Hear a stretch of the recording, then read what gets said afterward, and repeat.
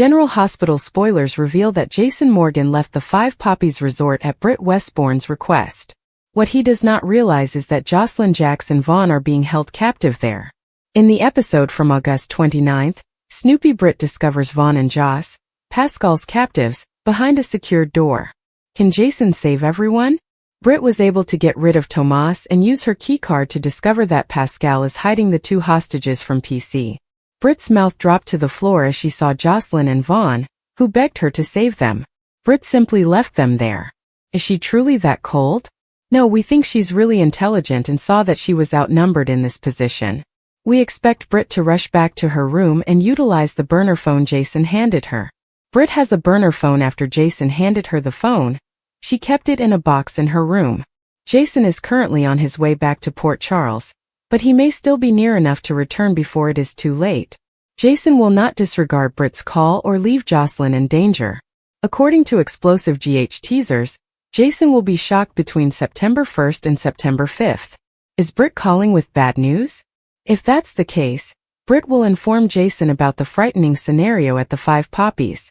Jocelyn and Vaughn are captured. Britt is aware of shady activities on the property since she is involved. Can she figure out that Vaughn and Jocelyn work for the WSB and are the invaders Pascal mentioned? Jason will undoubtedly be astonished to hear what Britt has to say. He had no idea Joss is a junior WSB agent in training. Nonetheless, he would go to any length to ensure the safe return of Carly Spencer's daughter. Fans should expect Jason to meet Britt at the resort shortly and put their heads together. What happens next on ABC Soap? On September 5th, Vaughn and Jocelyn believe it's all over when heroic Jason appears due to Britt. Until then, people may make a hasty decision believing they will die. Is it one they would enjoy regretting? Make sure to stay up to date on everything happening at General Hospital right now. Come back regularly for the most recent GH updates, news and spoilers. Get comfortable and receive access to the best soap knowledge on the internet. According to General Hospital teasers, Maxie Jones planned to inform authorities that one of Sonny Corinthos' investments in deception was paid for with money from his criminal enterprise, rather than his lawful funds. However, when Jen Sidwell uncovered Maxie's plans, he took urgent action to quiet her. However, he was not alone in the scheme.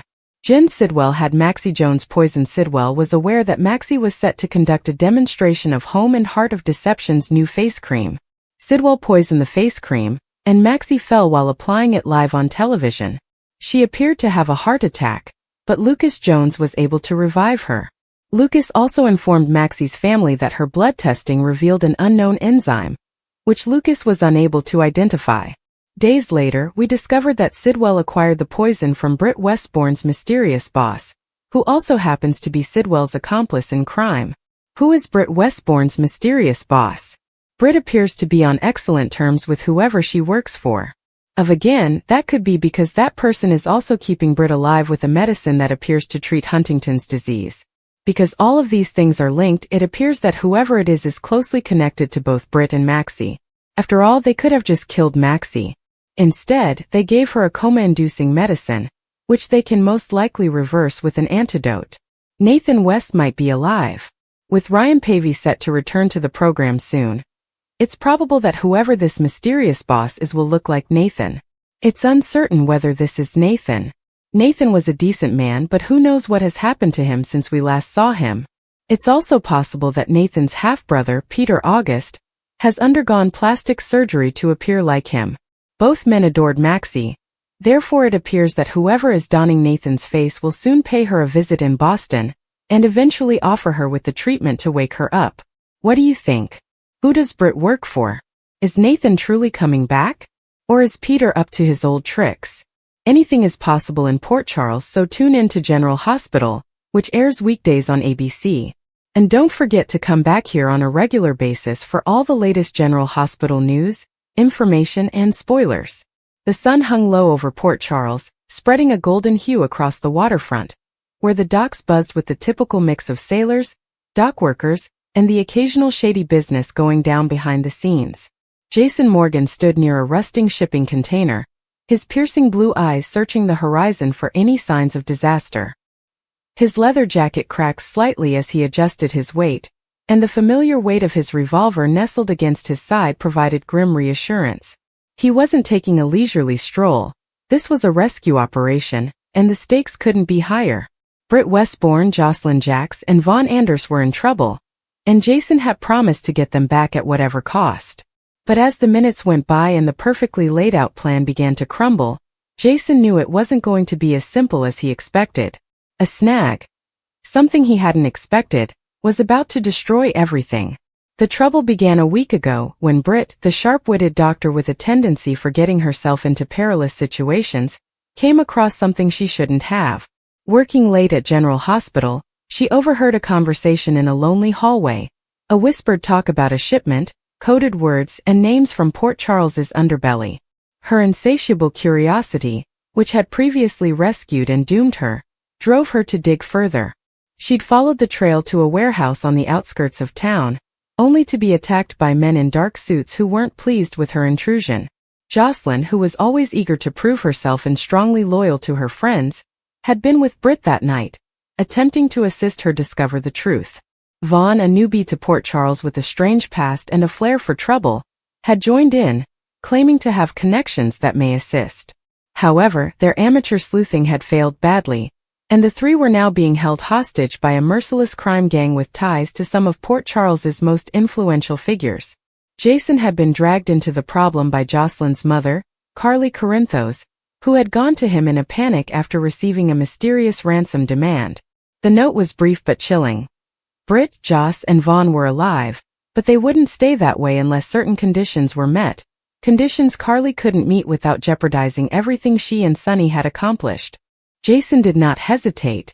He'd always had a soft spot for Joss, who was almost like family, and he owed Britt more than he could ever repay for the time she'd stitched him up without asking questions. Vaughn was an unknown quantity, but Jason was not about to let anyone die on his watch. He'd gathered a small team, Spinelli for tech assistance, Sam McCall for reconnaissance, and a few of trustworthy enforcers from Sonny's organization, and set out to return the trio home. The strategy was straightforward, at least on paper. Spinelli had hacked into the syndicate's security system, locating the warehouse where the captives were held. Sam had surveyed the area, confirming the number of guards and patrol routines. Jason would lead the extraction, slipping in with his squad under cover of darkness to neutralize the guards, secure the hostages, and escape before the syndicate's higher-ups realized what had happened. But as Jason stood by the docks, waiting for the signal to move, Spinelli's voice crackled through his earpiece with such desperation that Jason's stomach tightened. "Stone cold, we've got a problem," Spinelli stated, his typically light-hearted tone replaced by a rare hint of concern. "The security feed suddenly went dark, and I'm hearing rumors of a new player. Someone powerful, someone connected. They know we're coming," Jason said, clenching his jaw. A new player introduced new variables, which meant the plan was no longer foolproof. He looked at Sam, who was crouching behind a stack of crates nearby, her dark eyes catching his with a look that indicated she had also heard Spinelli. She offered a small nod, indicating that she was willing to adjust, but Jason could feel the tightness in her shoulders. They'd been through too many operations together for her to hide anything from him. The syndicate was more than simply a local operation. They had connections to foreign players, who had the means and reach to make things complicated. If someone further up the food chain became aware of their plot, it may result in additional guards, better weaponry, or worse, a trap. Jason's thoughts raced, assessing choices. Draw back and regroup?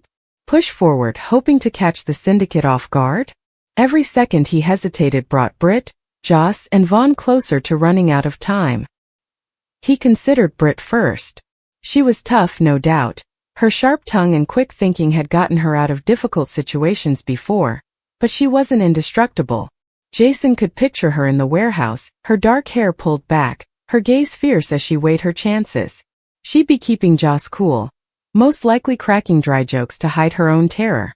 Joss, just out of her teens, was full of fire and heart, but she was in over her head. Jason could still imagine the little girl who used to hang out with him and Carly, her blonde ponytail bouncing as she talked about her newest experience. The thought of her being terrified, wounded, or worse made his blood run cold. And then there was Vaughn. Jason knew nothing about him except that he had arrived in Port Charles a few months earlier with a rap sheet and a chip on his shoulder. Britt did, however, trust him, and Jason included him in the rescue. Spinelli, what does the chatter say? Jason inquired, keeping his voice low as he examined the docks again. The sea lapped against the pier, creating an illusion of peace that did nothing to soothe his nerves. Spinelli's fingers flew across his keyboard, producing a faint but frenzied sound via the headset. It's disjointed, but I'm seeing allusions to a Mr. Gray, not a local, and certainly not one of Sonny's normal adversaries. I'm cross-referencing now, but the name appears on encrypted channels linked to Eastern Europe. This guy has awful news stone cold. Like, make you disappear without a trace is bad news. Jason gripped his revolver tighter. Eastern Europe represented organized crime on a scale that even Sonny's operation couldn't match. If Mr. Gray was involved, the syndicate wasn't simply holding Britt, Joss, and Vaughn hostage. They were part of a larger game, which Jason didn't completely comprehend. He required more knowledge, but time was a luxury he did not possess. Sam got closer, her voice a whisper. We can still go inside, Jason. We've got the layout and the numbers. If we wait, we lose the element of surprise. She was correct, but Jason couldn't shake the notion that they were about to face something unexpected. He'd learned to trust his instincts over the years, and they were screaming that things were going to go wrong. Spinelli, could you please check on the warehouse again? He asked. Spinelli responded with a disgruntled groan. Negative. The feeds are still down, and the backup system uses military-grade encryption. I'm fine, but I'm not cracked this in 5 minutes good. Jason called. We move in quietly. Sam, take note. I will cover you. If it's a trap, we'll step back and reconsider. Sam agreed, her look deadly as she checked her weapon and went into the darkness. Jason followed, his footsteps silent against the dock's moist concrete. The warehouse loomed ahead, a massive structure of corrugated metal and flickering lights. The air was thick with the scent of salt and oil, and every crack on the pier felt like a warning. As they approached, Jason's earpiece cracked again. This time it wasn't Spinelli. It was an unfamiliar voice, low and accented, dripping with threat. Mr. Morgan, you are a persistent man, the voice said. Persistence can be costly. Leave now and your buddies might survive. Stay and you'll all regret it. Jason froze, his heart racing. The voice recognized his name and knew he was here. The problem was more than simply a complication. It was a setup. Sam's eyes widened when she heard the voice, but she did not hesitate. She pointed to a side entry, a corroded door scarcely visible in the faint lighting. Jason nodded, pushing himself to concentrate. Whoever this Mr. Gray was, he was not going to scare them away. Britt, Joss, and Vaughn were inside the warehouse, and Jason would not leave without them. But when he and Sam went through the door, the darkness inside engulfing them completely, he couldn't help but feel like they were already a step behind. The warehouse was a jumble of containers and machinery, the air thick with the odor of rust and something sharper, perhaps chemicals. Jason's eyes adjusted to the dim light, revealing things in the shadows. Sam pushed forward with fluent and precise motions, inspecting turns and telling Jason to follow. They had performed this dance 100 times before, but the stakes felt different tonight. Every squeak in the floorboards, every distant noise made Jason nervous. He could feel the weight of the unknown bear down on him, Mr. Gray, the syndicate, and the possibility that it was already too late. They arrived to a stairwell leading to the upper levels, where Spinelli's most recent information indicated the hostages were located. Sam got up, but Jason grasped her arm, his instincts returning. Wait, he muttered. He crouched and peered around the stack of crates. He noticed it there, in the weak glow of a flickering bulb, a practically imperceptible tripwire stretching over the stairs. His heart fell. This was more than simply a setup, it was a death trap. The syndicate had predicted every move, leaving Jason with a difficult choice. Go forward and risk activating whatever was waiting for them, or back away and abandon Britt, Joss, and Vaughn. He gestured to Sam, pointing to the tripwire. Her expression stiffened, but she did not speak. They both understood what it meant. The syndicate wasn't playing games, they were prepared to kill. Jason's thoughts raced, looking for a way out of the trap. He could try to disable it, but it would require time which they did not have. He could take another path, but the warehouse was a maze, and each detour raised his chances of being discovered. Or he could call in reinforcements, but it would put more people in danger. Jason, Sam muttered, barely audible. We cannot stop now. They're counting on us. Her words struck him like a punch. She was correct. Britt, Joss, and Vaughn relied on him, and he had never backed down from a fight. But as he stared at the tripwire and then back at Sam's resolute expression, he realized it wasn't just about courage. It was about outwitting an adversary that appeared to know their every move. He took a long breath to steady himself. We'll go around, he answered ultimately. Find another route up. Stay sharp, Sam said, as they backtracked deeper into the warehouse. The air became colder, the shadows deeper, and Jason's instincts told him they were entering the lion's lair. But he had no option. He'd made a commitment, and Jason Morgan always kept his word, even if it meant facing the impossible. As they navigated the maze, Jason's thoughts turned to Britt. He could almost hear her shrill, caustic voice instructing him to quit brooding and get to work. He gave a small smile, but the moment faded just as fast. The situation was bleak. They were up against a new player, someone who knew too much and was always one step ahead. Mr. Gray was more than just a name. He was a looming presence over the entire enterprise, and Jason had a sickening sensation that this was merely the beginning. The warehouse appeared to shut in on them, amplifying every sound in the stillness. Jason's hand rested on his rifle, ready for whatever happened next. But deep down he understood it wasn't merely a rescue mission anymore. It was a survival game, and the rules had altered. Maxie Jones never imagined that the calm night in her Boston apartment would turn her life upside down. She had finally found her new groove, far away from Port Charles and the never-ending drama, heartbreak, and complicated relationships that seemed to follow her there. Since leaving, she had convinced herself that she was ready for a new beginning. She'd poured herself into work, inventing new designs, keeping her mind occupied, and avoiding to think about Nathan West, the guy she'd loved but lost. His death had crushed her in ways she believed she'd never recover from, and while time had alleviated some of the agony, the wound had never completely healed. On this cool September night, Maxie sat at her small kitchen table, sipping tea and scrolling mindlessly through emails she didn't want to answer. The silence around her was both soothing and stifling. Georgie was spending the night at a friend's house, so the flat was silent save for the faint hum of the refrigerator. Maxie sighed and laid back, staring at the ceiling, reflecting on how far she'd come but also feeling lonely on the ride. She thought of Nathan, as she frequently did, hoping she could hear his voice again, feel his arms around her, and see his soft smile, which always made the world feel safer. She closed her eyes, allowing herself to sink into that recollection, when she heard a faint knock on the door. Her eyebrows furrowed. At this hour she wasn't expecting anybody. Perhaps it was a delivery error or a neighbor who needed something, but the sound was steady, deliberate, and almost hesitant. She hesitated, setting the cup down and slowly standing, her pulse pounding with unfathomable excitement. She approached to the door and, without thinking, opened it. Her breath caught in her throat. Nathan West stood there, extremely alive. Maxie initially believed her mind was tricking her. She blinked, rubbed her eyes, and blinked again, but he was still there, tall and broad-shouldered. His familiar ocean blue eyes locked on hers with a mix of love and agony.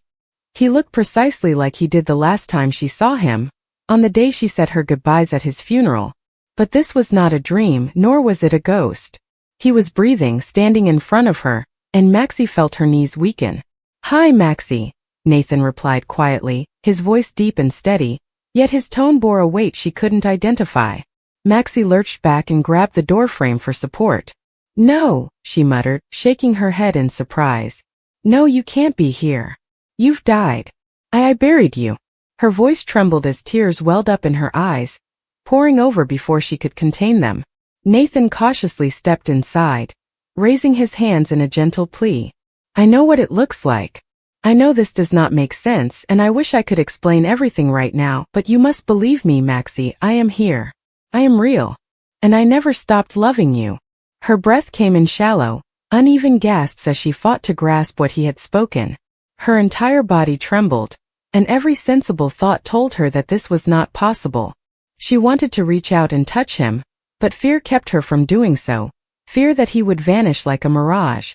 Finally, she took a step forward and pressed a shaky hand against his chest. Warmth. Maintain steady breathing. A heartbeat. A strangled sob escaped her lips as she staggered into his arms, clinging him as if terrified he'd vanish if she let go. Nathan put his arms around her tightly, buried his face in her hair and held her as if he had been waiting for this moment just as much as she had. When she finally pulled back, she looked at his face, her voice breaking with confusion. "How are you, Nathan? How is this possible? We said farewell. You were gone." Nathan clenched his jaw and remained mute, as if fighting an internal conflict. Finally, he exhaled quietly. "I can't tell you everything yet. My death was manufactured, Maxie. It was the only way to keep you and Georgie safe." The words hit her like a tsunami, leaving her dizzy and out of breath. "Staged?" she repeated, tossing her head frantically. "Safe from whom? Nathan, what exactly are you talking about? You led me to assume you were dead for years. You allowed me to grieve for you. You let me tell Georgie that her father was not coming back. How could you?" Her voice cracked, a mix of sadness, fury, and incredulity spilling out at once. Nathan closed his eyes, plainly distressed by her remarks, yet he did not back away. "I wanted to come back. Every day I longed to locate you, hug you, and tell you the truth. But I could not. Maxie, the folks I was shielding you from were extremely dangerous. If they had known I was alive, they would have come after you and Georgie. This was the only way to keep you both safe." Maxie took a step back, covering her mouth with her palm and trying to breathe steadily. Her entire body shook, and her heart alternated between fury and relief, devastation and hope. "You should have trusted me," she said, tears spilling down her cheeks. "We could have worked it out together. You didn't have to do this alone." Nathan grabbed for her, but she backed away, pacing the small living room as if attempting to expel the torrent of emotions whirling within her. The weight of years of restless nights, unanswered prayers and broken dreams came crashing down on her at once. Finally, she sank on the couch, hands covering her face, unable to stop the sobbing that shook her shoulders. Nathan sat calmly beside her, his palm gently resting on her back, grounding her and consoling her in the manner that only he could. They sat silently for some minutes, the unspoken words hanging heavily in the air. Maxie finally gazed up at him, her eyes red and puffy, her voice scratchy. "Why now? Why are you still here after all this time?" Nathan hesitated before responding. "Because it is not over. The individuals that forced me into hiding have returned and are targeting us. Maxie, I couldn't stay away any longer. I had to warn you. I had to protect you."